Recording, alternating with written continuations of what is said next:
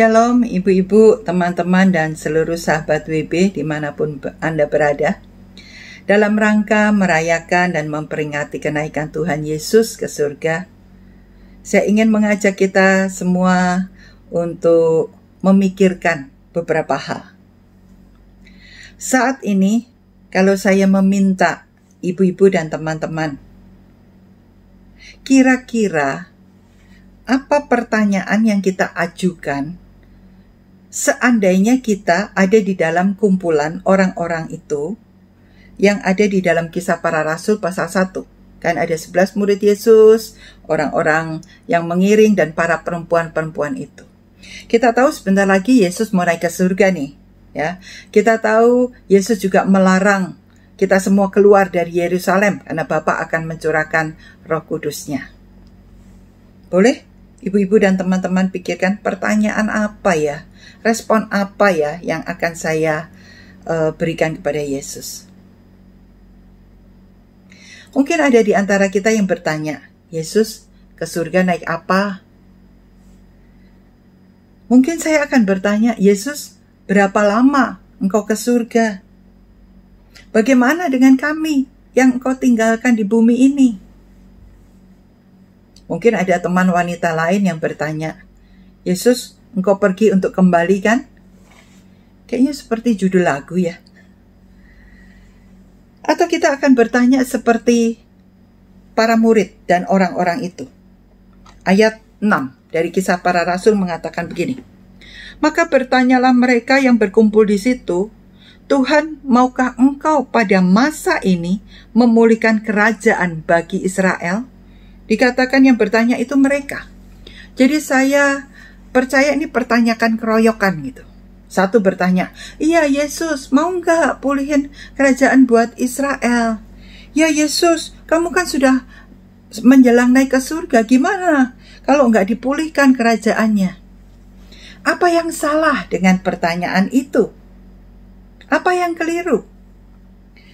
Para sahabat WB dimanapun Anda berada, kalau kita lihat ayat yang ketiga dari para Kisah Rasul, bagian tengah, sebab selama 40 hari ia berulang-ulang menampakkan diri dan berbicara kepada mereka tentang kerajaan Allah. Jadi pada masa sesudah kebangkitan sampai masa Yesus naik 40 hari, ya, ada kurang lebih 8 kali Yesus menampakkan diri. Yesus berulang-ulang mengajarkan tentang kerajaan Allah. Berarti sesuatu yang penting yang ditekankan oleh Yesus. Masa Yesus di dunia 3,5 tahun, Yesus banyak mengajarkan tentang kerajaan Allah. Bahkan kalau kita lihat di Injil Matius, Yesus mengajarkan dengan berbagai macam perumpamaan supaya lebih mudah dipahami, dimengerti.